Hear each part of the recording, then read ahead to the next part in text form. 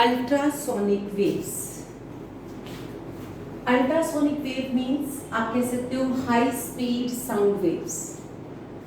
बेटा जब आपके पास हाई फ्रीक्वेंसी साउंड वेव्स, अब ये जो साउंड वेव्स होती हैं इनकी एनर्जी बहुत ज्यादा होती है, तो आप कहते हो these are used to disperse suspension into colloidal particle. इनको हम यूज करते हैं to get colloidal particles. तो आप ये कह सकते हो ये हमारे पास हो गया फोर्थ मेथड. फर्स्ट क्या था? Mechanical dispersion. सेकेंड हमारे पास था इलेक्ट्रो डिस्पर्शन, जिसे हमने कहा था ब्रिडिग्स आर्क मेथड. थर्ड हमारे पास हो गया पेप्टाइजेशन, वेरी इंपॉर्टेंट. और फोर्थ हो गया अल्ट्रासोनिक वेव्स. ये चार मेथड्स हमारे पास डिसइंटीग्रेशन के लिए थे. Next we have is chemical methods. फिर वो कहते हैं केमिकल रिएक्शंस को यूज कर सकते हैं to get colloidal solution, to get colloidal solutions. जब मैं आपसे कहूंगी chemical methods can be used to get colloidal solutions, इसका मतलब ये हुआ कि अब मुझे कुछ chemical reactions को यूज करना है. जैसे मैं यूज कर सकती हूँ हाइड्रोलिसिस,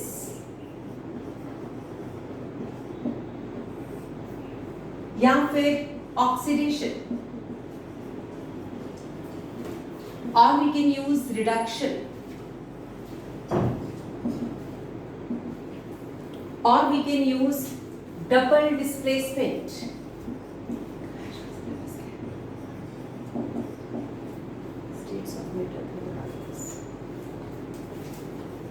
Double displacement. तो आप कहते हो हमारे पास कुछ ऐसी रिएक्शंस होती हैं जिन रिएक्शंस में हम कोलाइडल सॉल्यूशंस बना सकते हैं. तो hydrolysis, oxidation, reduction, double displacement, these are the important methods. Hydrolysis में अगर मैं आपसे बोलूं कि if it is ferric chloride plus water, तो ये बन जाएगा फेरिक हाइड्रोक्साइड प्लस HCl. और ये जो फेरिक हाइड्रोक्साइड है ये आपके पास क्या होते हैं? प्रेसिपिटेट्स. तो आप कहते हो हम इन फ्रेश प्रेसिपिटेट्स को आगे क्या करेंगे? We can go for peptization. हम इसमें ये थोड़ा सा स्लाइट एक्सेस में रखेंगे. अगर आपने थोड़ा सा इसको एक्सेस में रखा तो फेरिक हाइड्रोक्साइड कैसा बन जाएगा? It will be FeOH whole thrice. और इसके बाहर कौन कौन से आइंस आ जाएंगे? Ferric ions. Those are common ions.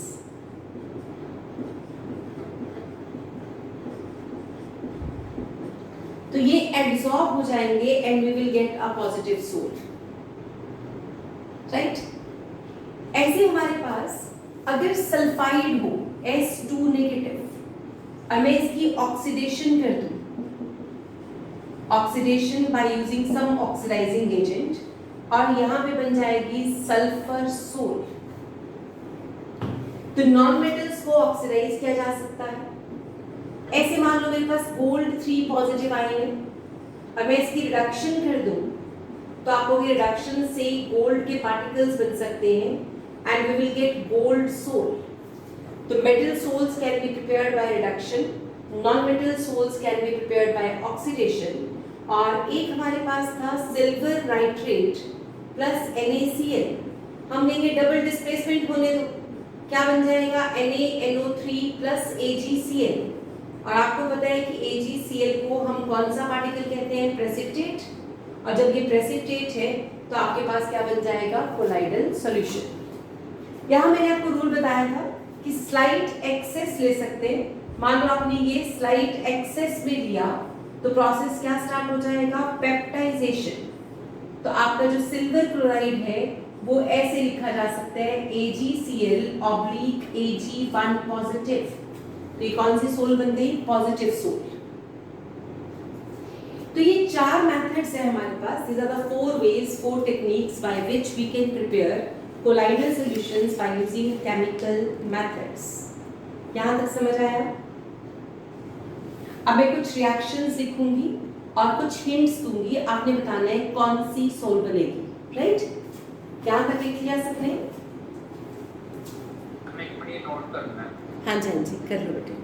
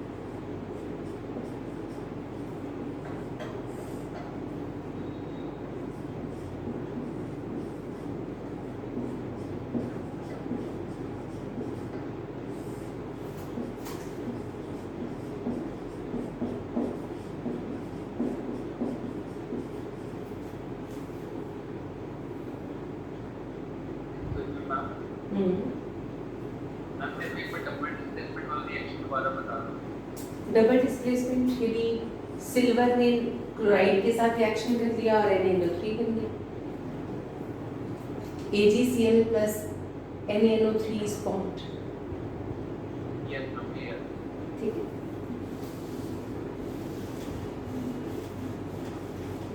Now we are having some of the reactions like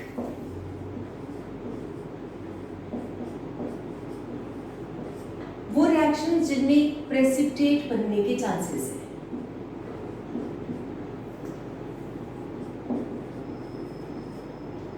आप कहोगे जैसे AuCl3, silver nitrate plus NaBr,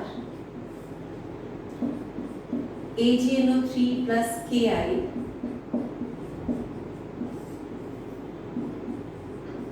barium chloride plus sulphuric acid.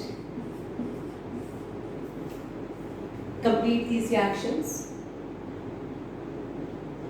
Sulfur dioxide plus H2S.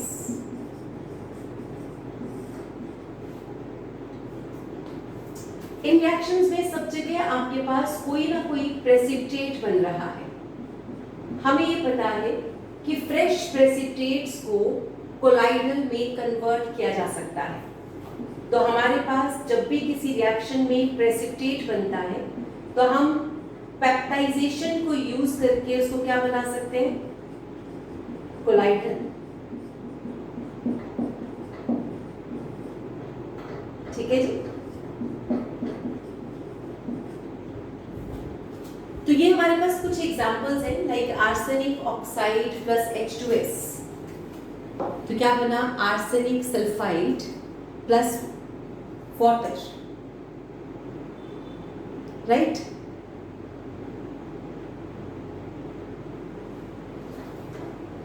Gold chloride यानी auric chloride plus formaldehyde plus water, we get formation of formic acid plus gold plus HCl। अब जैसे मान लो मैंने ये लिखा slightly in excess, slight excess में रखा। अगर H2S गैस एक्सेस में है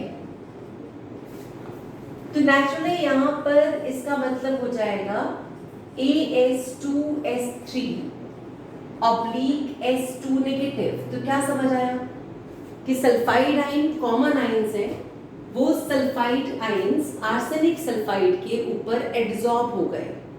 तो आपकी जो सोल बन गई है, यानी इस प्रेसिपिटेट को अब हम क्या कहेंगे? This is a negative sol, यानी ये कोलाइडल सॉल्यूशन है जिसमें कोलाइडल पार्टिकल्स के ऊपर एक नेगेटिव चार्ज है। ठीक है, समझ आया? Yes ma'am. Yes ma'am. अब ऐसे ही हम सब जगह सोच सकते हैं, जैसे गोल्ड क्लोराइड आपने गोल्ड सोल बना दी, AgNO3 में अगर मान लो मैंने ये स्लाइड एक्सेस में लिया होता, दिस इज इन एक्सेस, तो AgBr हम कहेंगे AgBr के ऊपर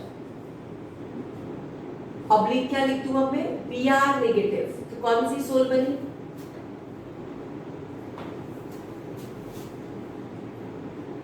विच sol, negative sol. Negative sol. तो आपकी सोल के पार्टिकल्स जो है वो नेगेटिव पार्टिकल्स हैं। Let us suppose now we are having in excess that is silver nitrate, अगर ये थोड़ा सा एक्सेस में है तो AgI के ऊपर क्या आ जाएगा, AgI Ag positive. Ag1 positive, तो ये बन जाएगा पॉजिटिव Positive सोल, करेक्ट। अब बेरियम क्लोराइड में सल्फ्यूरिक एसिड को अगर एक्सेस में डाल दें, अगर हम इसको एक्सेस में रखते हैं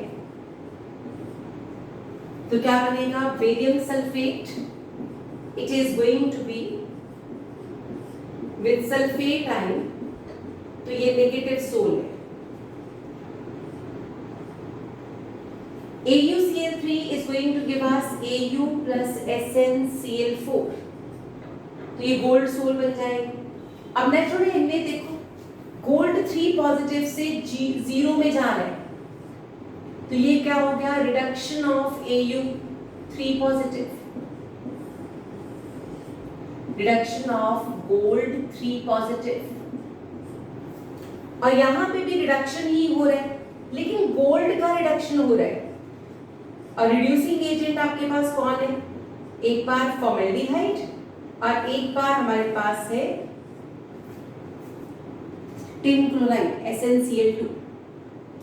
इन द सेम मैनर जब आपने सल्फर सोल बनाई है तो सल्फर यहाँ पे 0 में कन्वर्ट हो रहा है, सल्फर +4 एंड सल्फर -2, तो हम कहेंगे सल्फर -2 से 0 में गया तो क्या हो गया, ऑक्सीडेशन, तो ऑक्सीडेशन ऑफ सल्फाइड,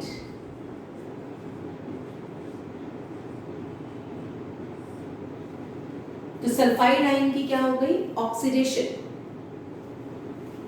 ठीक है। और सल्फर डाइऑक्साइड खुद की क्या कर रहा है, 0 पे जा रहा है, +4 से 0, तो उसकी रिडक्शन भी हो रही है। तो अल्टीमेटली हम ये कह सकते हैं non metal sols, metal sols and some precipitates, this can be prepared by chemical methods. और ये जो मेथड्स है सिंगल मेथड नहीं है, नेचुरल फैक्टराइजेशन यूज करना पड़ता है साथ में, और फिर जाके आपको एक कोलाइडल सॉल्यूशन मिल सकता है। तो ये हमारे पास हो गया second method to get colloidal solution, that is chemical methods. तो आपके पास पहले हमने क्या था, डिस्पर्शन टेक्निक्स, फिर हमने कर लिया chemical techniques. Chemical techniques no doubt dispersion के साथ साथ चलती है, तभी आपका कंप्लीट कोलाइडल सॉल्यूशन बन पाता है।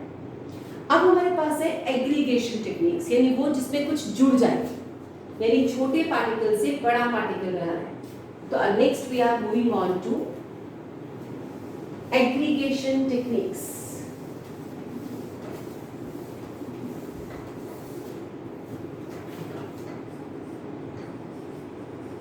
एग्रीगेशन टेक्निक्स में हमारा मेथड क्या होने वाला है कि हमने ट्रू पार्टिकल्स को कंबाइन करके जोड़ के एक कोलाइडल पार्टिकल बनाना है, ठीक है। यानी जो पार्टिकल छोटा है उसको हमने कोलाइडल की फॉर्म में ले जाना है। इसमें हमारे पास हम कहते हैं पहला मेथड होता है exchange of solvent, exchange of solvent,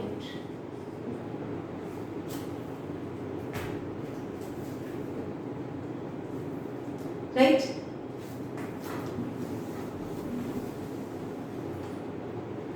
अब एक्सचेंज ऑफ सॉल्वेंट कैसे, मुझे पता है कि सल्फर प्लस एल्कोहल,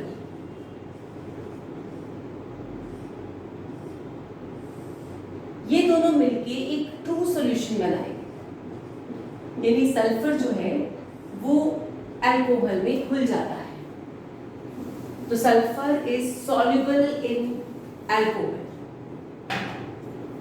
अब सल्फर प्लस वाटर लिख दें तो घुलता ही नहीं है, इनसॉल्युबल।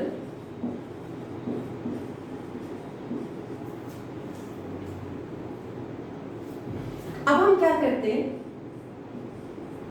हम सल्फर को अल्कोहल में घोल लेते हैं।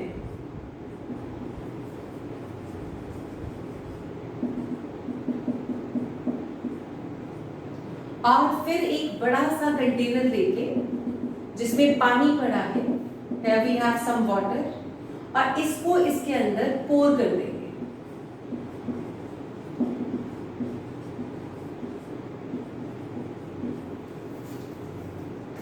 अब जब आप सल्फर और अल्कोहल के सॉल्यूशन को इस पानी में डाल दोगे तो what is going to happen, क्या होने वाला है? हमने ये जैसे इसको पानी में डाला तो यहां पर सल्फर पानी के अंदर कोलाइडल सॉल्यूशन बना देगा। We are going to get a colloidal solution. Reason is बेटा अल्कोहल पानी में घुलना चाहता है और सल्फर अल्कोहल में घुलना चाहता है। तो पानी के अंदर जैसे अल्कोहल गया आप कहोगे water plus alcohol plus sulphur, अब ये एक कोलाइडल सॉल्यूशन बन गया। तो आपने क्या किया, water plus alcohol plus sulphur, ये तीनों मिलके क्या बना रहे हैं, ये दोनों आपस में घुल जाते हैं, ये आपस में घुल जाते हैं। अब डायरेक्टली और इनडायरेक्टली सल्फर पानी में चला तो गया and we are going to get a colloidal solution। तो हमारे पास एक colloidal solution फॉर्म हो गया। We are going to get a colloidal solution जिसमें water plus alcohol plus sulfur इकट्ठे हैं, they are together। तो हमने सॉल्वेंट को बदल दिया, पहले अल्कोहल को सॉल्वेंट बनाया, फिर सॉल्वेंट को एक्सचेंज कर दिया, अब मेन सॉल्वेंट क्या हो गया, वाटर हो गया। This is one of the important technique by which we can prepare sulfur salt। इसी में एक और मेथड हमारे पास है, that is excessive cooling। excessive cooling। excessive cooling में हम क्या करते हैं, हम कहेंगे mercury vapors are excessively cooled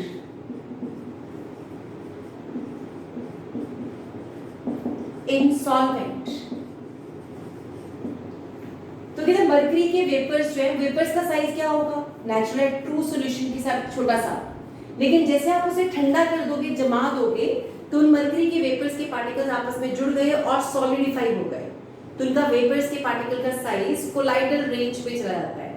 तो जैसे मतलब आप किसी चीज के वेपर्स बना रहे हो, उड़ रहे हैं, आप जैसे वो वेपर्स उड़ते हैं उनको जमा दो, जैसे वो जम जाएंगे तो वहीं पे वो फ्रोजन स्टेट में चले जाएंगे और अब वो कोलाइडल होंगे।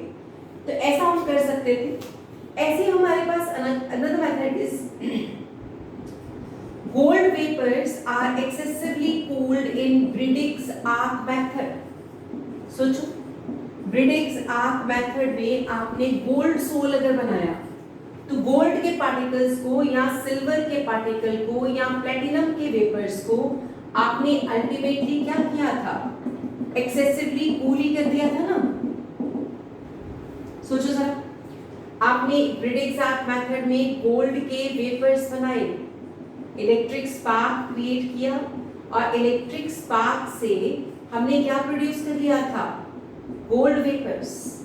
अब इन वेपर्स को अगर हम एक्सेसिवली कूल ना करते तो क्या ये कोलाइडल सॉल्यूशन बनता, नहीं बनता था। तो हम कहते हैं हम इनके वेपर्स को उसी फॉर्म में एक्सेसिवली कूल कर देते हैं, जैसे हम एक्सेसिव कूलिंग करेंगे वो वेपर्स जम जाएंगे और एक कोलाइडल सॉल्यूशन बन जाएगा।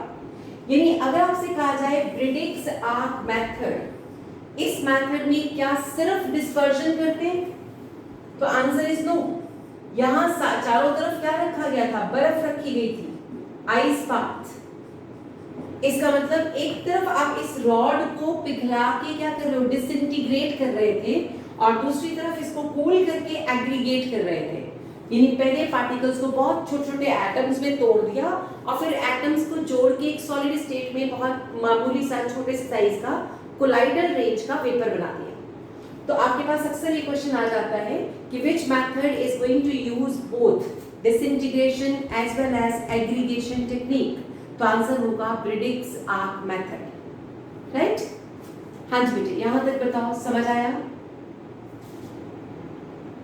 Yes, ma'am. तो ये हमारे पास था aggregation techniques, dispersion techniques, chemical methods by which we can prepare colloidal solutions. No doubt ये सारे मेथड्स हम तभी यूज करते हैं जब सिंपल मेथड से कोलाइडल सॉल्यूशन नहीं बन पा रहा था। यानी जब हम कोशिश तो करते हैं कि डायरेक्ट ही बन जाए मिक्स करके, पर जब कोई चीज़ मिक्स करके कोलाइडल सॉल्यूशन नहीं बना पाती तो फिर हमें कुछ स्पेशल टेक्निक्स को यूज करना पड़ता ही है। तो ये हमारे पास एक टॉपिक और कवर अप हो गया। Now we move on to the next topic, that is purification of colloidal solutions. Next heading we have is purification of colloidal solutions. ये मेथड इस बात पे बेस्ड है कि अगर आपका कोलाइडल सॉल्यूशन बन गया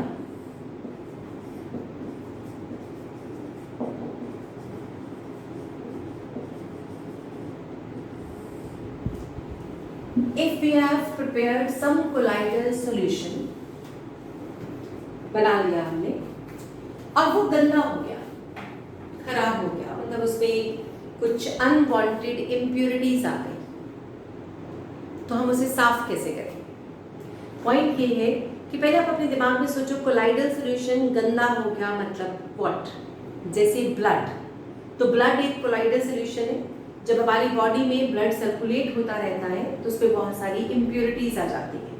इसका मतलब कोलाइडल सॉल्यूशन गंदा हो गया है, उसमें कुछ इम्प्योरिटीज आ गई है, राइट? ऐसे ही आपने एक मेडिसिन बनाया सॉल्यूशन, उसके अंदर कुछ अनवांटेड से कार्बन पार्टिकल्स चले गए जो नहीं चाहिए, या कुछ इलेक्ट्रोलाइट चला गया जो नहीं चाहिए, तो आप कहोगे कोलाइडल सॉल्यूशन इम्प्योर हो गया है, राइट? अब कोलाइडल सॉल्यूशन जब इम्प्योर हो जाता है तो हमें उसको प्यूरिफाई करना पड़ता है। We have to make it clean, हमें उसे साफ करना है। तो आप ये कह सकते हो इम्प्योर कोलाइडल सॉल्यूशन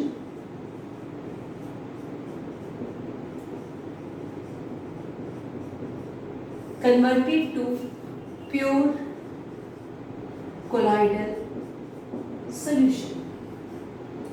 100% प्योर तो नहीं बन सकता, यानी आप कह सकते हो प्योर कितना, आप कह सकते हो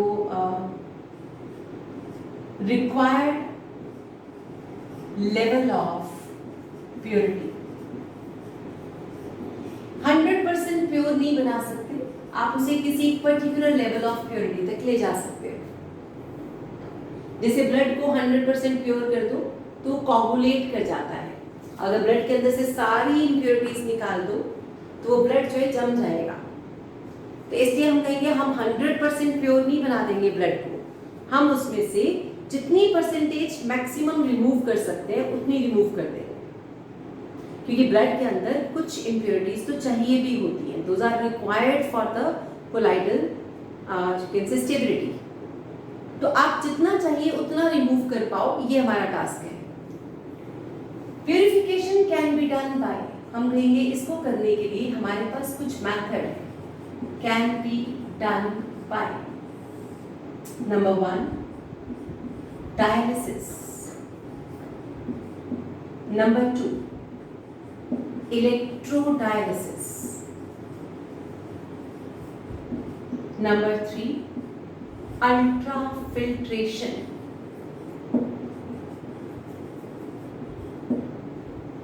नंबर 4 अल्ट्रा सेंट्रीफ्यूगेशन,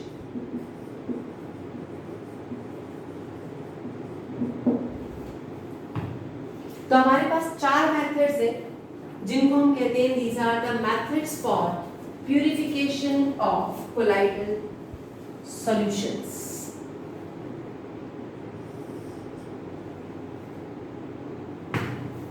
फर्स्ट हम स्टार्ट करते हैं डायलिसिस। सबने सुना हुआ है डायलिसिस, ऑलमोस्ट, पता नहीं अच्छी बात है कि बुरी, लेकिन हम सब ने डायलिसिस के बारे में ऑलमोस्ट सुन रखा है, क्योंकि हमारे चारों तरफ कोई ना कोई किडनी पेशेंट हमें दिख ही जाता है या सुनने में आ ही जाता है। तो डायलिसिस क्या है? डायलिसिस क्या है? हमारी बॉडी डायलिसिस एक फिनोमेना है और डायलिसिस गलत नहीं है।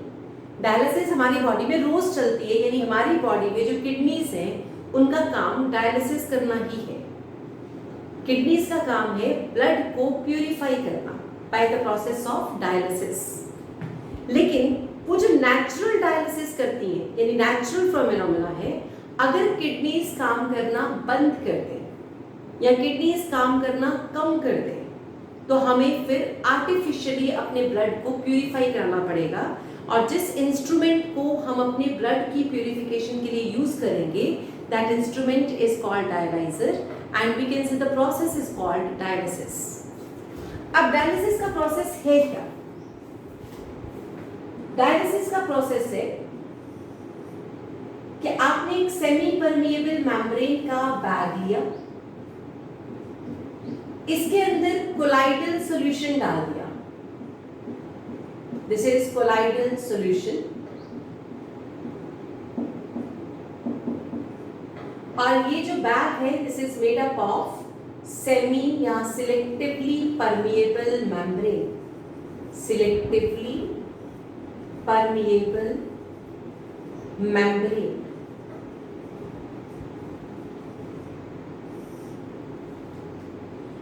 और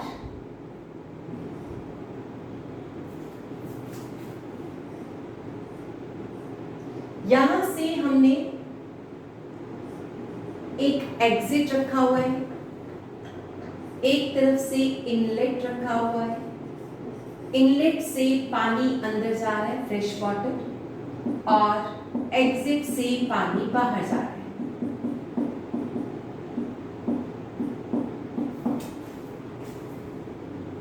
अब क्या होता है कि जो कोलाइडल सोल पार्टिकल्स हैं वो तो बाहर नहीं निकल सकते। हमें पता है colloidal particles can not pass through. Colloidal particles can not pass through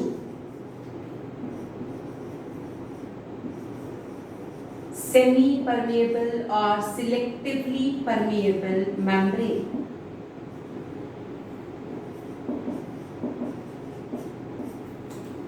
तो कोलाइडल पार्टिकल्स तो उससे बाहर आ नहीं सकते, लेकिन जो इम्प्योरिटीज होती हैं, यानी जो छोटी छोटी इम्प्योरिटीज हैं, ये बाहर जा जाती हैं।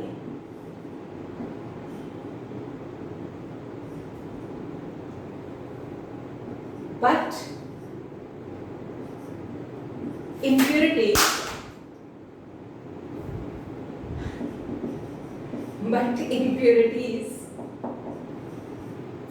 are free to move in water. तो impurities धीरे धीरे उस पानी में आती रहती हैं। तो आपने तो impurities पानी में आ सकती हैं, लेकिन कोलाइडल पार्टिकल्स जो है वो पानी को छोड़ के बाहर नहीं आ सकते। अब धीरे धीरे इम्प्योरिटीज पानी आया, पानी के अंदर इम्प्योरिटीज गई, पानी रिमूव हो गया, नेक्स्ट पानी फिर इम्प्योरिटीज को ले जाता जाएगा। पानी अपने आप कंसंट्रेशन ग्रेडियंट से काम करेगा। बाहर कोई आयंस नहीं है, अंदर आयंस है, आयंस बाहर जाते जा रहे हैं। तो आप कहेंगे जो इम्प्योरिटीज हैं इनको बोलते हैं क्रिस्टलॉइड्स। क्रिस्टलॉइड्स ये इम्प्योरिटीज, ये आपके पास क्रिस्टलॉइड्स जो हैं ये धीरे धीरे पानी में बाहर आते रहते हैं। तो crystalloids can move out in water and slowly उस ब्लड में से या उस कोलाइडल सॉल्यूशन में से क्रिस्टलॉइड्स जो हैं बाहर चले जाएंगे। तो हम कहेंगे the process of removing dissolved substances from colloidal solution by the means of diffusion. तो हम कहेंगे डायलिसिस क्या है? Process of removal of dissolved impurities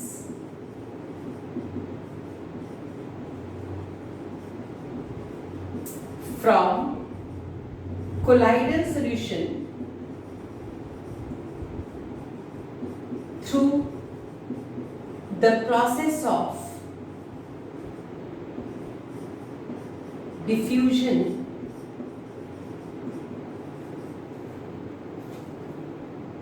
by the process of diffusion through selectively permeable membrane. Selectively permeable membrane. इस process का नाम रखा गया डायलिसिस।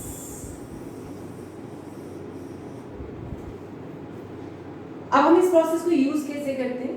हम जो पेशेंट है उसके बॉडी से ब्लड को निकालते हैं और उसको डायलाइसिस से पास करके दोबारा उसकी बॉडी में चढ़ाते रहते हैं। यानी एक तरफ से ब्लड बाहर निकलेगा, दूसरी तरफ से वही ब्लड साफ होकर उसकी बॉडी में जाता जाएगा। धीरे धीरे ब्लड बाहर जा रहे हैं, साफ होकर अंदर आ रहा है, घूम रहे हैं, यानी ब्लड इज कमिंग आउट। वो इंस्ट्रूमेंट में जाएगा, प्यूरिफाई होगा, फिर उसी ह्यूमन बॉडी में वापस जाएगा।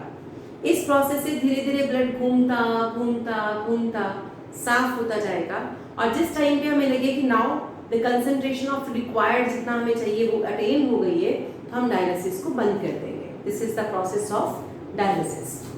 अब डायलिसिस करने में इस प्रोसेस से बहुत ज़्यादा टाइम लग रहा था। It's a very slow process, क्योंकि नेचुरल प्रोसेस है ना, अपने आप होना है इसे, तो ये बहुत स्लो प्रोसेस था। हमारी किडनीज इस काम को बहुत जल्दी कर लेती हैं। उसका reason the efficiency of our kidney है। तो अब आपके पास किडनी से ये प्रोसेस बहुत तेजी से क्यों हो रहा है? किडनीज में बहुत सारे ऐसे केमिकल पोटेंशियल्स हैं, बहुत सारी ऐसी रिएक्शंस हैं, बहुत सारे ऐसे प्रोसेसेस हैं जो हाई प्रेशर के साथ इस काम को बहुत तेजी से करवा लेती है। तो ब्लड का प्रेशर किडनीज से जब ब्लड निकलता है तो किडनीज के अंदर बहुत सारा सरफेस एरिया, सरफेस पोटेंशियल और हाई प्रेशर, इन सारे कामों को करके हमारी बॉडी की किडनीज बहुत अच्छे से काम करती हैं and we are going to face no problem about the cleansing of blood. लेकिन जिनमें ये प्रॉब्लम आ जाती है, किडनी फेलियर या किडनी की प्रॉब्लम शुरू हो रही है, उनके लिए ये एक इम्पॉर्टेंट प्रोसेस था। अब इस प्रोसेस को करने में अगर मान लो 5-6 घंटे लग जाते हैं या 10 घंटे लग जाए तो पेशेंट उस दर्द को सह रहे, एक तो उसकी बॉडी से ब्लड बाहर जा रहा है, फिर ब्लड अंदर चढ़ रहा है और प्रोसेस चली जा रहा है। तो इट्स अ पेनफुल प्रोसेस और एक स्लो प्रोसेस है। जितना लंबा प्रोसेस उतना पेनफुल होगा, तो हम कहते हैं this is a slow process by dialysis to clean the blood. तो इसलिए हमने इसको थोड़ा मॉडिफाई कर दिया, इलेक्ट्रोडायलिसिस बना दिया।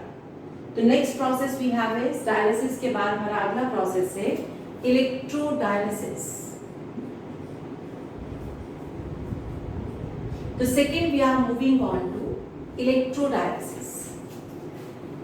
अब इलेक्ट्रोडायलिसिस कैसा प्रोसेस है उसको भी समझ लेते हैं। इलेक्ट्रोडायलिसिस में हम करेंगे तो सब कुछ सेम, वही वैसे ही मेम्ब्रेन बैग, वैसा ही semi permeable container, in and out is same, water in water out, और यहाँ पे वो ब्लड और जो भी कोलाइडल पार्टिकल्स हैं वो भी same particles, semi permeable membrane. सिर्फ यहाँ पे हम 2 रॉड्स लगा देंगे, एक पॉजिटिव और एक नेगेटिव। हमने इलेक्ट्रिसिटी को यूज कर लिया फॉर डायलिसिस। अब क्या हुआ, जो कोलाइडल पार्टिकल्स हैं, यहाँ तो ब्लड पानी, तो जो आयंस है, मान लो एक पॉजिटिव आयन है मेरे पास और एक नेगेटिव आयन है, तो नेगेटिव आयन बहुत जल्दी बाहर जाएगा टू मीट पॉजिटिव रॉड और पॉजिटिव आयन बहुत जल्दी नेगेटिव रॉड की तरफ जाएगा। तो कहते हैं जो भी आयनिक इंप्योरिटीज हैं उनका रिमूवल और भी फास्ट हो जाता है बाय यूजिंग इलेक्ट्रिक फील्ड। तो इलेक्ट्रोडायलिसिस में हम कहेंगे क्या किया हमने, same process, semi permeable membrane, everything is okay, same था, लेकिन अब process of diffusion, selective permeable membrane, आप होगे the process of removal of ions, removal of ionic impurities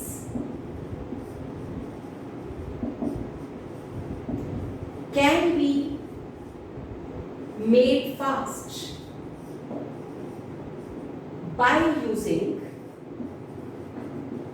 electric field. तो आपने इलेक्ट्रिक फील्ड को यूज करके इस प्रोसेस को फास्ट कर लिया। यानी वही सिंपल डायलिसिस जो अदरवाइज बहुत स्लो था, ठीक है, आप लोगों के क्रिस्टलाइड अभी भी बाहर आ रहे हैं, आयनिक इम्प्योरिटीज आर कमिंग आउट, तो इम्प्योरिटीज के बाहर आने का जो स्पीड है वो हमने बढ़ाना था। तो हम कहते हैं इलेक्ट्रोडायलिसिस में ये जो रॉड्स हैं ये उन इम्प्योरिटीज को रिमूव करने में, फास्ट रिमूवल में हेल्प करेंगे। तो ये प्रोसेस हो गया इलेक्ट्रोडायलिसिस। अगर आपने सुना हो तो आजकल डायलिसिस 1-2 घंटे का ही काम है, आप जाओ 2 मिनट आपको बिठाएंगे, वेट कराएंगे and then they will send to the dialysis room, और वो 1.5-2 घंटे में आपको फ्री करके भेज देते हैं। Nowadays dialysis is very fast process. Reason is वो डायलिसिस नहीं करते, वो क्या करते हैं, they are using electrodialysis, ठीक है। तो ये एक इम्प्रूव साइंस का एक इम्पॉर्टेंट कंट्रीब्यूशन है टुवर्ड्स ह्यूमन हेल्थ, क्योंकि साइंस बेसिकली कर क्या रही है, science is doing on one side we are creating diseases, on the other side we are creating methods to cure it. क्योंकि एक तरफ हम जो पेस्टिसाइड्स और फर्टिलाइजर्स और केमिकल्स इन फूड ये सब बढ़ाते जा रहे हैं, जितने ज़्यादा केमिकल, जितनी ज़्यादा मेडिसिन्स, जितने ज़्यादा पेस्टिसाइड्स, जितने ज़्यादा फर्टिलाइजर्स आप अपनी चीज़ों में डालते जाओगे वो आपकी बॉडी में जाएंगे। हमारी बॉडी की जो ऑर्गन्स हैं वो ऑर्गन्स उन टॉक्सिन्स के साथ ज़्यादा देर सर्वाइव नहीं कर पाते, और सबसे ज़्यादा इम्पैक्ट इन टॉक्सिन्स का होता है लिवर पे और नंबर 2 पे किडनीज पे। ये 2 ऑर्गन सबसे ज़्यादा इफेक्टेड हैं due to all these poisonous intake. और नंबर 3 पे आता है स्टमक, यानी सबसे ज़्यादा असर पड़ता है पहले किडनीज पे, फिर लिवर, और उसके बाद आता है हमारा स्टमक, यानी एसिडिटी हो जाना, फूड पॉइजनिंग हो जाना, दैट इज द पार्ट। तो हमारे ऑर्गन्स अलार्म्स देते हैं, जब भी कोई प्रॉब्लम शुरू होती है तो वो बताते हैं कि हमें प्रॉब्लम शुरू हो रही है, लेकिन हम इतने इनसेंसिटिव हैं टुवर्ड्स दोज ऑर्गन्स कि हम सुनते ही नहीं उनकी बात, और ultimately naturally we no problem हो जाती है तो फिर हम क्या करते हैं, हम पेशेंट को ले जाते हैं towards the same medical sciences, हम उन्हें एलोपैथिक ट्रीटमेंट पे ले जाएंगे and they are going to recommend this dialysis for the treatment. और फिर जब तक जीना है तब तक डायलिसिस करवानी पड़ेगी, क्योंकि एक बार आपने किडनीज को काम करने से मना कर दिया, हमारी बॉडी के ऑर्गन्स का ये रूल है, आप किसी भी ऑर्गन को यूज करना बंद कर दो वो ऑर्गन अपने आप डेड एंड डिके हो जाता है, वो मरना शुरू हो जाता है। तो जैसे हम किडनीज को वहाँ से डायलिसिस से हटाते हैं कि तुम मत करो, हम अपना डायलिसिस लगा देते हैं, तो किडनीज काम करना बंद कर देती हैं, प्रॉपरली फंक्शनिंग नहीं रहती, नॉन फंक्शनल हो जाती हैं, और फिर जब तक जीते हैं तब तक डायलिसिस करवाना पड़ता है। एंड इट्स नॉट, ऐसा नहीं कि महंगा प्रोसेस है, 2-4 हज़ार रुपये लगता होगा, लेकिन आपने अपनी बॉडी का जो एक फ्री का ऑर्गन सिस्टम था जो आपको बहुत अच्छे से हेल्दी रख रहा था, आपने उसको ठीक रखने की बजाय एक गलत ऑप्शन पर टिक किया। और हर बार डायलिसिस में जितना मुझे समझ आता है, हर बार एक 1500 या 1600 का इंजेक्शन लगता है बिफोर डायलिसिस, क्योंकि ब्लड से बाहर निकालते हैं ना, वो जम ना जाए। अगर वो कोगुलेट कर जाएगा तो आप दोबारा उस ब्लड को बॉडी के अंदर चढ़ाओगे तो it can create infections, clotting होने चाहिए। तो क्लॉटिंग को रोकने के लिए पहले एक इंजेक्शन लगाते हैं, फिर डायलिसिस स्टार्ट करते हैं, और फिर वो डायलिसिस का प्रोसेस चलता है, और हर हफ्ते के बाद या 3 दिन के बाद या 2 दिन के बाद डायलिसिस की ज़रूरत पड़ती है, राइट। और फिर वो डाइट अलग से बंद कर देते हैं कि कोई भी ऐसी चीज़ें मत खाओ जो ब्लड के अंदर इम्प्योरिटीज़ को बढ़ाएंगी, या ऐसा कुछ मत खाओ, वो रिस्ट्रिक्शंस अलग हैं। इट्स नॉट दैट सिंपल कि गए और कुछ भी दबा के आगे, इट्स नॉट हेयर कट जैसा सिंपल नहीं है। तो every problem we invite for our self, that is just due to the intake of food और इनटेक ऑफ द मेडिसिन और chemicals in our daily routine. तो इसीलिए बेटा डिटॉक्सिफाई करना बॉडी को, मतलब ज़्यादा से ज़्यादा पानी पीना, लिक्विड फूड लेना, वंस इन अ वाइल, हफ्ते में 2 हफ्ते में कभी ना कभी व्रत रखना, खाली पेट रहना, कुछ देर के लिए फास्टिंग रखना, ये सब इसीलिए रिकमेंडेड है ताकि आपके ऑर्गन ठीक से काम करते रहें। क्योंकि लाइफ सिर्फ उसी की मज़ेदार है जिसके ऑर्गन फिट है, जिसके ऑर्गन फिट नहीं है उसकी लाइफ में कोई मज़ा नहीं होता, राइट। तो डायलिसिस, इलेक्ट्रोडायलिसिस, आपको थ्योरी समझ आ गई है, आपको थियोरेटिकली बता दिया, आपको मैंने ये भी बता दिया उस एक्सपेरिमेंट में क्या क्या हम करते हैं या मेडिसिनल साइंस क्या क्या करती है। इसलिए be aware of your health. दुनिया की सबसे बड़ी चीज़ अगर किसी के पास है, जिसे सबसे ज़्यादा कॉस्टली कह सकते हैं, तो वो उसकी फिजिकल हेल्थ होती है, ठीक है। यानी ये नहीं कि हाँ उसके पास सबसे बढ़िया BMW है, उसके पास मर्सिडीज है, these are not very costly, इनकी कॉस्ट कुछ भी नहीं है। अगर मैं आपको BMW के बदले में 2 किडनीज मांग लूँ तो बेकार घाटे का सौदा है, क्योंकि 2 किडनीज जाने का मतलब है लाइफ लॉन्ग डायलिसिस पे रहना। तो BMW उसी के पास रहने देना, आप अपनी किडनीज बचाना।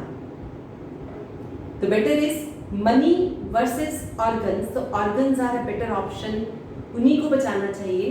पैसा कमाने के लिए अपनी जिंदगी को खराब नहीं करना चाहिए, ठीक है। कभी आप छोटे हो, यंग हो, अपने आप को संभाल के रखना, अपनी बॉडी को फिट रखना, यह आपका काम है। नेक्स्ट आपके पास है कोलाइडल सॉल्यूशंस को प्यूरिफाई करने का थर्ड मेथड हमारे पास था अल्ट्रा फिल्ट्रेशन। अल्ट्रा फिल्ट्रेशन क्या है? आपने नॉर्मल फिल्ट्रेशन तो सुना होगा। नॉर्मल फिल्ट्रेशन मतलब एक फनल और एक उसके नीचे टाइट्रेशन फ्लास्क, और फिर आपने उसको ऐसे फिट कर दिया तो ये आपकी वो फनल फिट हो गई इसके ऊपर। And now we are going to have this filtration process going on, filter paper, और यहाँ आपने कोई सोल्यूशन डाल दिया और बूंद बूंद करके वो नीचे पानी पानी आ जाता था। ये आपकी सिंपल ऑर्डिनरी फिल्ट्रेशन है। कोलाइडल पार्टिकल्स इस फिल्टर पेपर में से क्रॉस कर जाते हैं। ये सिंपल फिल्ट्रेशन में कोई प्रोसेस में फायदा नहीं हो रहा, क्यों? क्योंकि हमें पता है कि कोलाइडल पार्टिकल्स जो है इसमें से पास ही कर जाएंगे। तो फनल में से, इस सिंपल फिल्टर पेपर में से colloidal particles can not be separated. तो आप कहोगे कोलाइडल पार्टिकल्स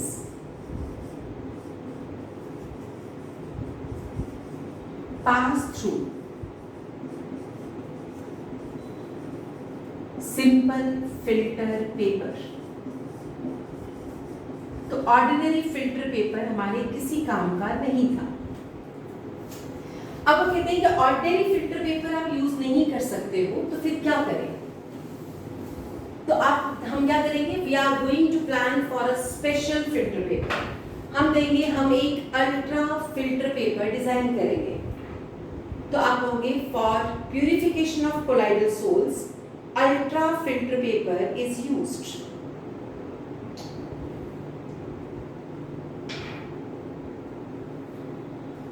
तो अब हमें अल्ट्रा फिल्टर पेपर यूज करना है। Therefore, ultra filter paper having pore size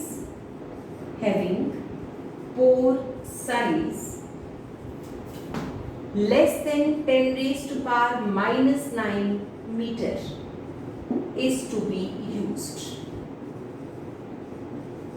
अब हम एक ऐसा फिल्टर पेपर यूज करेंगे जिसके अंदर जो पोर का यानी छेद का साइज है वो इतना कम हो कि कोलाइडल पार्टिकल उसके नीचे निकल ही ना पाए, कोलाइडल पार्टिकल ऊपर रह जाए, and that filter paper is called ultra filter paper. अब हम इसमें क्या करते हैं? Pores of filter paper, simple filter paper जो आप कह रहे हो, फिल्टर पेपर are impregnated मतलब भरना है मुझे, impregnated by कोलोडियन। क्या यूज करेंगे हम? एक केमिकल है जिसको हम बोलते हैं कोलोडियन।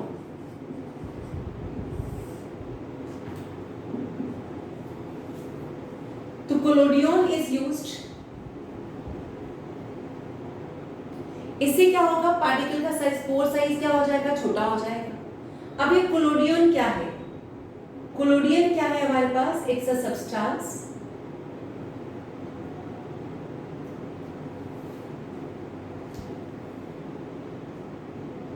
तो हम कहते हैं collodion is a chemical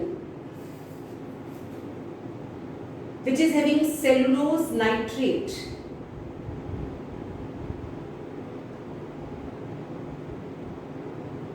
right, और एल्कोहल का mixture.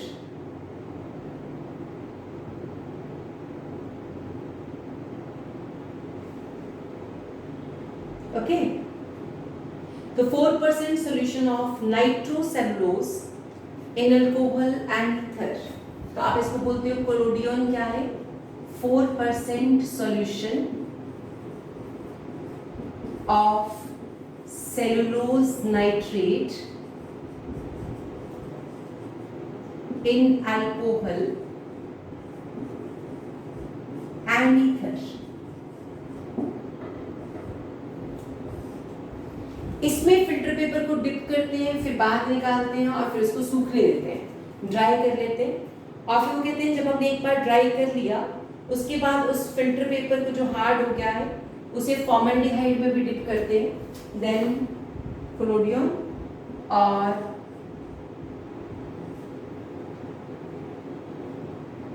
treated filter paper dipped in formaldehyde and then dried. तो ये हमारे पास था अल्ट्रा फिल्ट्रेशन का यूज क्या है, मतलब क्या चीज हम यूज करेंगे to get ultra filter paper, और उसका नाम क्या है, कोलोडियन। तो आपको कोलोडियन तक पूछा जा सकता है, व्हाट इज कोलोडियन। अब डायग्रामेटिकली अल्ट्रा फिल्ट्रेशन कुछ ऐसा है, ये मेरी फनल, यहां हमने एक टाइट्रेशन फ्लास्क डाला, ये प्रोसेस इतना स्लो है, इतना स्लो कि अब हम कहेंगे इतने स्लो प्रोसेस को कंडक्ट कैसे करना है।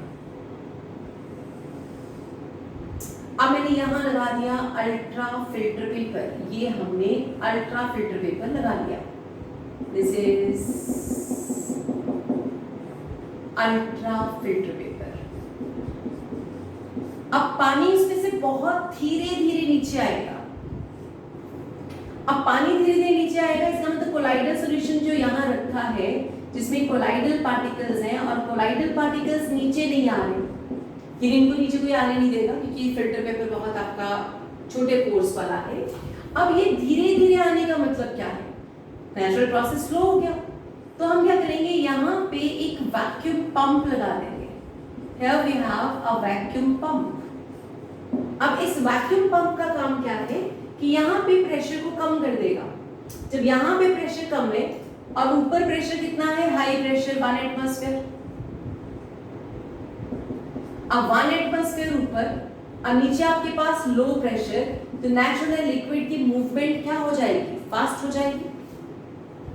तो हम कोलाइडल सॉल्यूशन को एक फनल में डालते हैं, उस फनल में अल्ट्रा फिल्टर पेपर है, कोलाइडल सॉल्यूशन है, और स्पीड बढ़ाने के लिए हम वहां पे वैक्यूम पंप यूज कर लेते हैं, तो ये बोलते हैं अल्ट्रा फिल्ट्रेशन।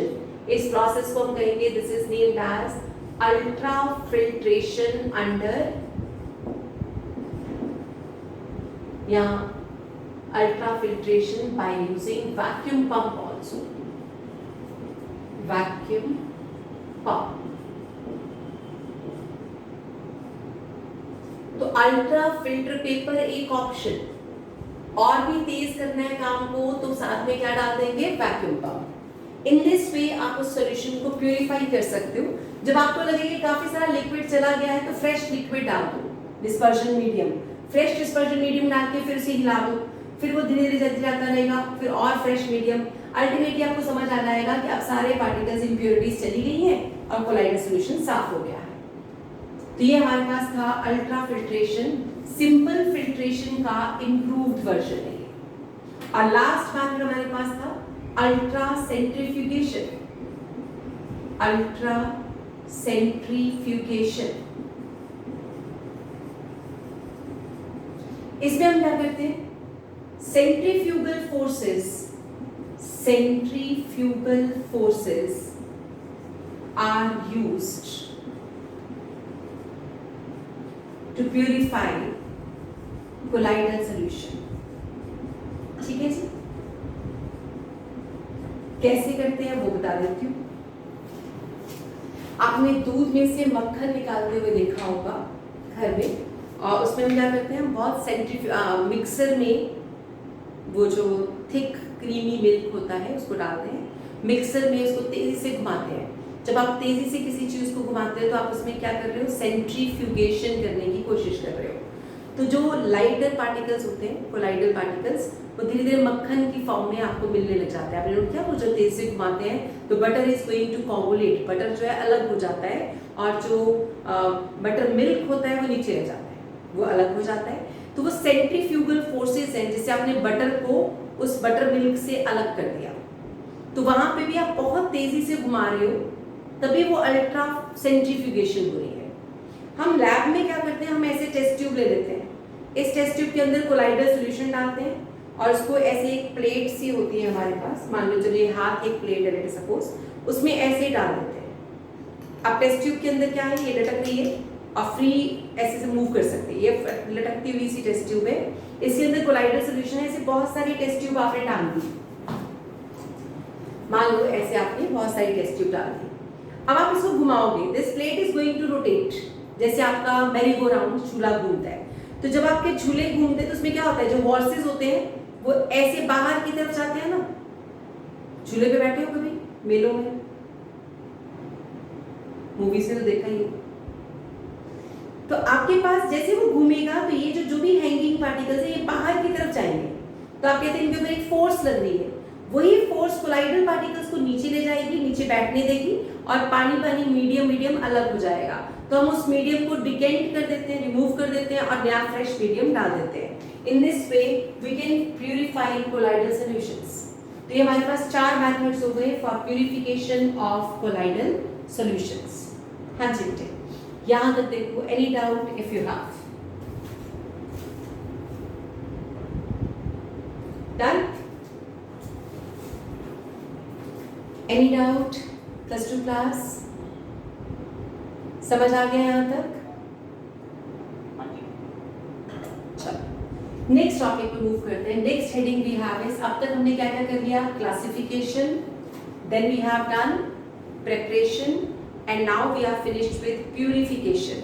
अब हम मूव कर रहे हैं properties of colloidal solutions.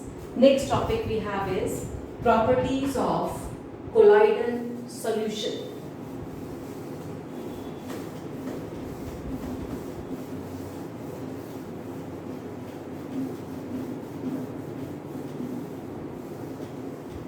Properties of colloidal solutions, यानी अब आपको कोलाइडल सॉल्यूशंस की प्रॉपर्टीज को पढ़ना है, यानी इनमें क्या खास बातें हैं हमें समझ आती है। तो properties of colloidal solutions,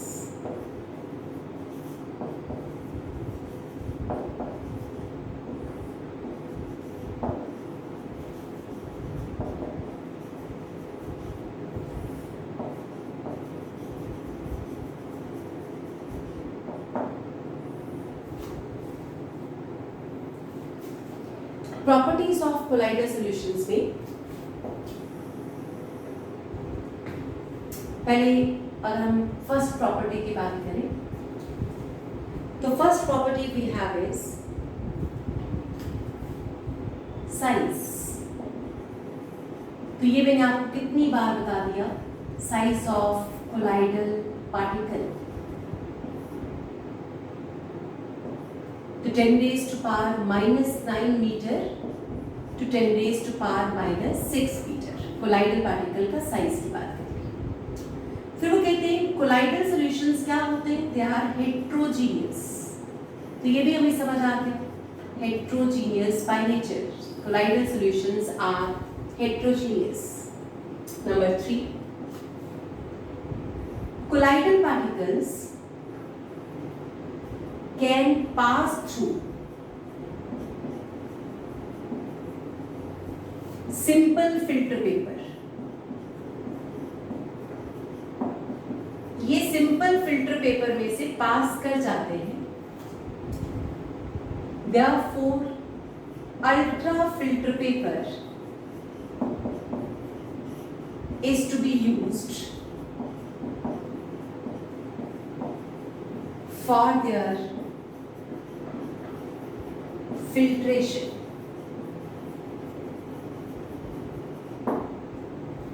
Fourth is colligative properties। तो कोलाइडल सॉल्यूशंस सारी colligative properties शो करते हैं। Colloidal solutions can show all colligative properties।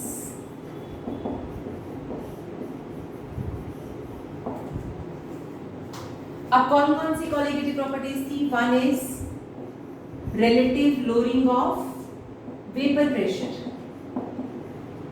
Second is elevation in boiling point. Third is depression in freezing point. And fourth is osmotic pressure.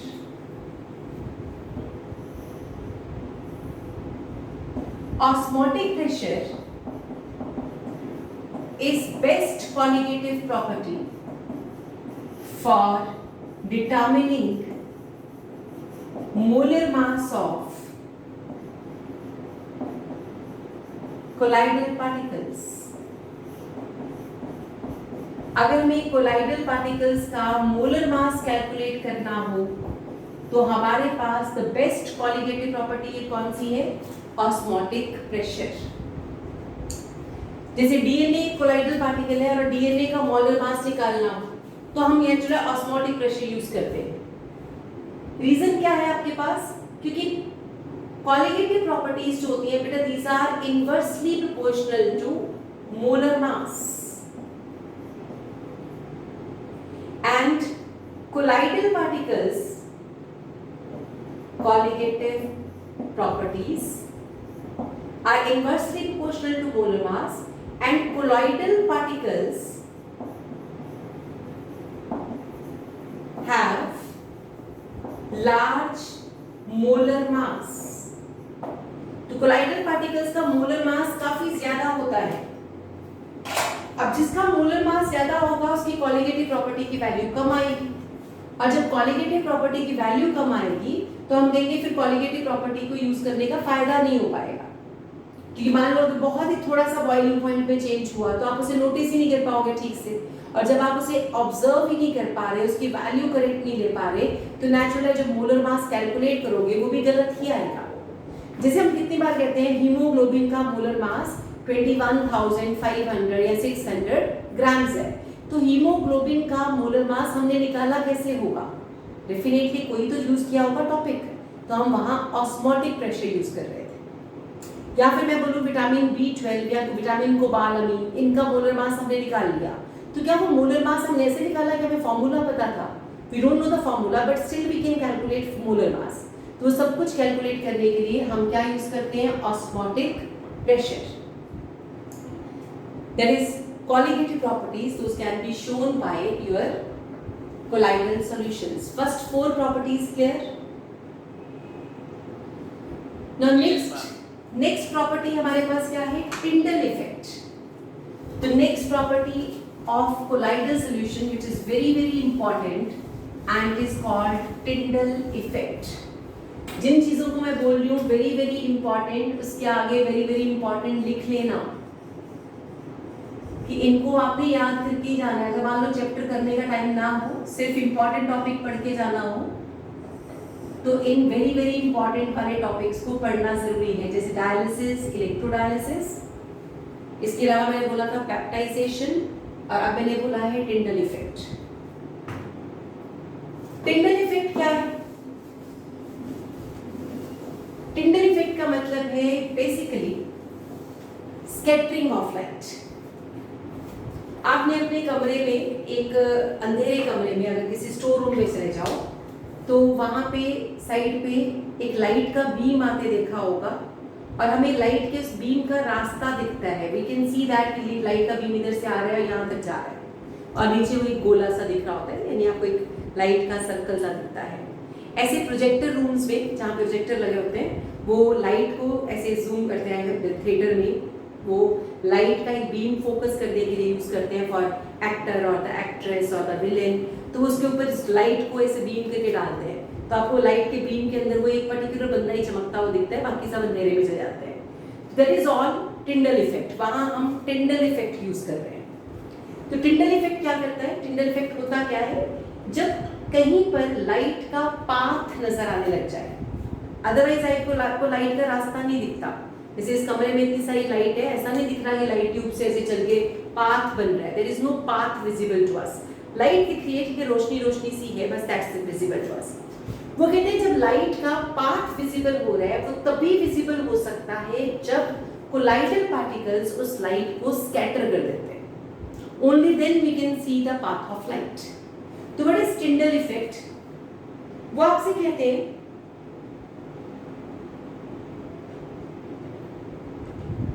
scattering of light. Tyndall effect है क्या? It is scattering of light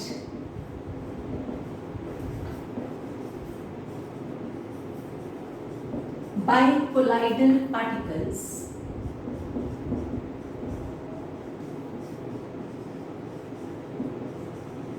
and due to this scattering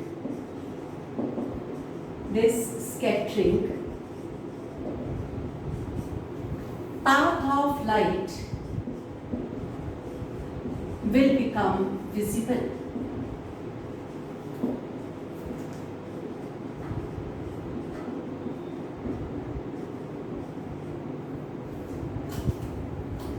The scattering of light by colloidal particles, and due to this scattering of light, path of light will become visible to us.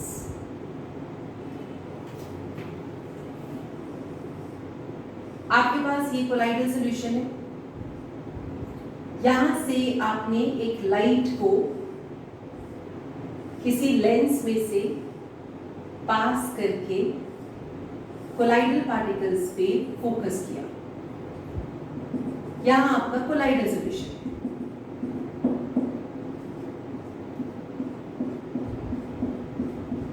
अब ये जो particle पे light टकराई, तो light scatter हुई, और scattering तो सारी डायरेक्शन में होती है। तो परपेंडिकुलर डायरेक्शन में आपकी लाइट जब स्कैटर हुई, तो अगर आपकी आई यहां पे है तो आपको लाइट दिखेगी कि लाइट यहां से बाहर आ रही है, लाइट स्कैटर हो रही है। तो परपेंडिकुलर डायरेक्शन में आपको लाइट का बीम वहां से निकलता हुआ दिख सकता है। तो हम देंगे ये जो ऑब्जर्वेशन है कि लाइट को स्कैटर किया जा रहा है, इस स्कैटरिंग ऑफ लाइट को नाम दिया गया टिंडल इफेक्ट। तो हम यहाँ पे माइक्रोस्कोप लिख सकते हैं। हम कहेंगे माइक्रोस्कोप से आपको, यहाँ से आपने आई और माइक्रोस्कोप आप यहाँ से देख रहे हो, ठीक है। यहाँ से आपने इसको विजुअलाइज किया तो आपको पाथ दिख रहे हैं। इस कोन को जिसको आपने यहाँ जूम किया है, फोकस किया है, इसको बोलते हैं टिंडल कोन। This is named as Tyndall cone. तो Tyndall cone is there that is formed due to the focusing, यानी आपने लैंप से लाइट को फोकस किया है, राइट। अगर ट्रू सॉल्यूशन में से ऐसा करें तो लाइट स्कैटर नहीं होती। ट्रू सॉल्यूशन में light is not going to be scattered here and here, but colloidal particle light को स्कैटर कर पाते हैं। तो path of light will become visible. आपको लाइट का पाथ दिख रहा है, इसका मतलब लाइट को कोई स्कैटर कर रहा है, कोई फैला रहा है उसे। तो हम इसे बोलते हैं टिंडल इफेक्ट। बताओ जी, समझ आया? हाँ जी, क्लियर है? तो स्कैटरिंग ऑफ लाइट क्या करती है? It is going to illuminate the path of beam of colloidal solution. तो पाथ ऑफ बीम, जो बीम का पाथ है वो विजुलाइज होने लग जाएगा कि लाइट कहां से होके जा रही है, ठीक है। अब आपके पास टिंडल इफेक्ट को ऑब्जर्व किया गया तो वो कहते हैं only two conditions are required. There are two conditions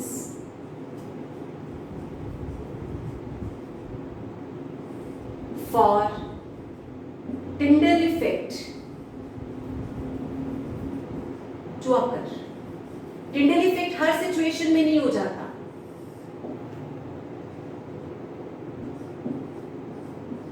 तो कंडीशन नंबर 1, फर्स्ट कंडीशन है आपके पास कि जो लैम्डा यूज कर रहे हो, लैम्डा स्कैटर्ड, यहां लैम्डा ऑफ लाइट कह सकते हो, that should be less than equal to the size of colloidal particle.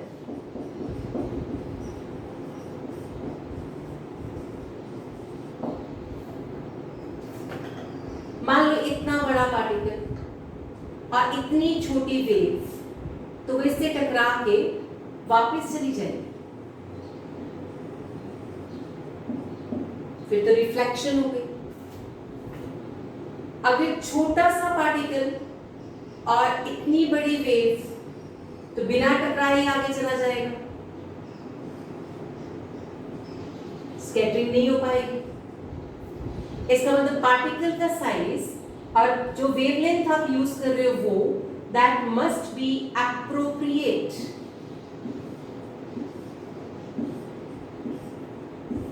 Only then scattering of light can be possible. तो स्कैटरिंग ऑफ लाइट के लिए वो कहते हैं diameter of the particle should not be much smaller than the wavelength of light used। यानी आपके पास diameter of colloidal particle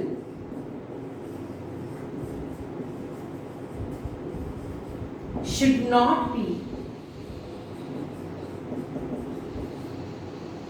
very small than lambda used। यानी कौन सी वेवलेंथ को स्कैटर करता है, ये डिपेंड करता है कि उसका डायमीटर कौन सा है। दूसरी कंडीशन ये है कि जो रिफ्रैक्टिव इंडेक्स है, refractive index of dispersed phase and dispersion medium should be very different।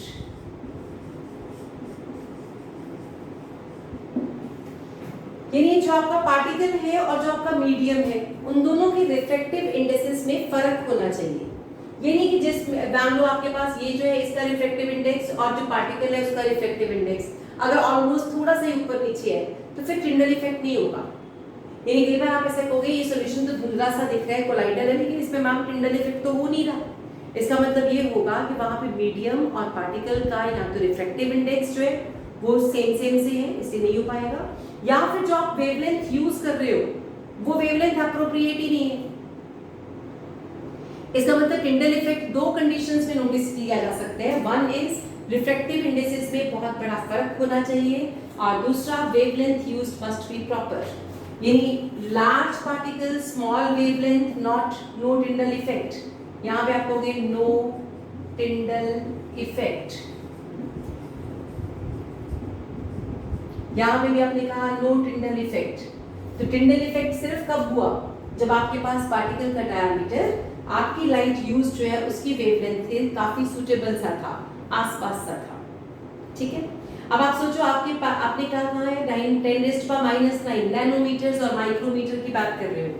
Nanometres में ही आपकी वेवलेंथ ऑफ विजिबल लाइट होती है, इसीलिए विजिबल लाइट अगर मान लो 286 नैनोमीटर या 500 नैनोमीटर, तो 500 नैनोमीटर मेरे पास येलो कलर के आसपास का है।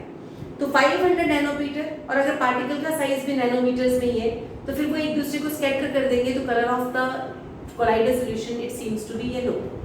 ऐसे ब्लू कलर तो उसकी भी वेवलेंथ आपको पता है, और कोलाइडल पार्टिकल की वेवलेंथ अगर सिमिलर सी है नैनोमीटर्स में आपको आसपास नजर आती है तो आपको वो कलर नजर आती हैं चीजें। तो स्काई इज ब्लू है ना, आप कहते हो मिल्क इज व्हाइट, और मिल्क को किसी और लाइट में देखो तो कई बार वो ब्लू सा दिखता है। ऐसे आपके पास कोलाइडल सॉल्यूशन में आप कहते हो sea water is going to show different colours in different time period, time zones of the day. यानी सुबह उसका रंग सी वाटर का और होगा, रात को काला सा होगा, दोपहर में ब्लू सा होगा। तो why these colours are shown by the colloidal solutions?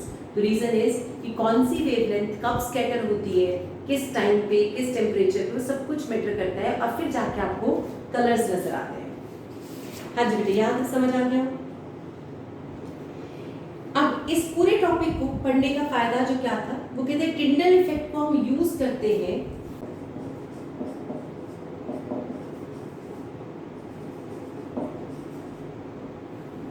Tyndall effect is used to identify, सब लोग नहीं आए थे,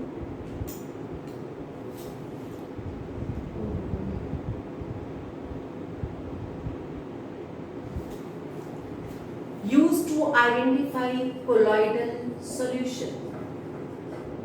कोई सॉल्यूशन कोलाइडल है या नहीं है इसका पता करने के लिए हम टिंडल इफेक्ट को यूज करते हैं।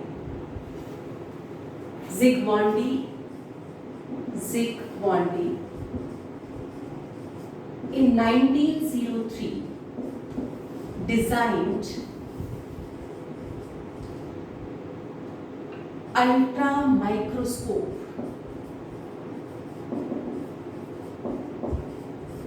तो Zygmundi ने एक अल्ट्रा माइक्रोस्कोप डिजाइन कर दिया था which can be used to know whether a solution is colloidal or not. तो अल्ट्रा माइक्रोस्कोप से हमें पार्टिकल का साइज नहीं पता चलता, ना ही हमें पार्टिकल का कोई डायमीटर समझ आता है, ना उसकी शेप समझ आती है। तो this microscope is not going to show us what is the size और शेप ऑफ कोलाइडल पार्टिकल। तो ultra microscope does not provide any information about size and shape of colloidal particle, it just can show that whether Tyndall effect is shown by the solution or not। तो आप कह सकते हो जल्दी हमें लगता है जिसके साथ माइक्रोस्कोप लग गया वो सब कुछ दिखा देगा, ऐसा नहीं है। तो यहाँ पे ultra microscope can not show us, ध्यान रखना है, वो इस तरह से क्वेश्चन पूछते हैं कि आपको लगता है नहीं जी ऐसा ही होगा कि अल्ट्रा माइक्रोस्कोप है तो साइज और शेप पता चल जाएगी। तो वहां मैं लिख रही हूँ डज नॉट शो या does not tell anything regarding any information regarding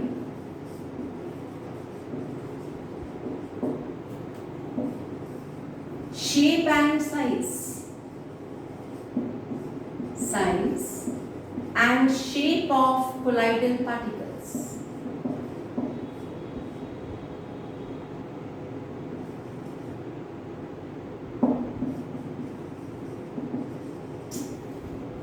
ये सिर्फ क्या बता सकते हैं, this can tell only about whether light will be scattered और नॉट। अगर कोई सॉल्यूशन लाइट को स्कैटर कर देता है तो आप कहोगे यस इट इज कोलाइडल।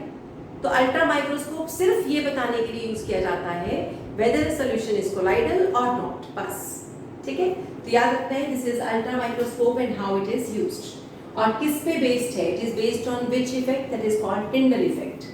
तो टिंडल इफेक्ट बेटे कहीं पे भी हो रहा हो तो हम कहते हैं वो सॉल्यूशन क्या हो गया, कोलाइडल। यानी बहुत इंपॉर्टेंट कैरेक्टरिस्टिक है कोलाइडल सॉल्यूशन की कि जो भी सॉल्यूशन टिंडल इफेक्ट शो कर दे वो कोलाइडल सॉल्यूशन है, ये पता चल जाता है, राइट। तो this is about your colloidal solution and the fourth property, कितनी, फोर्थ और फिफ्थ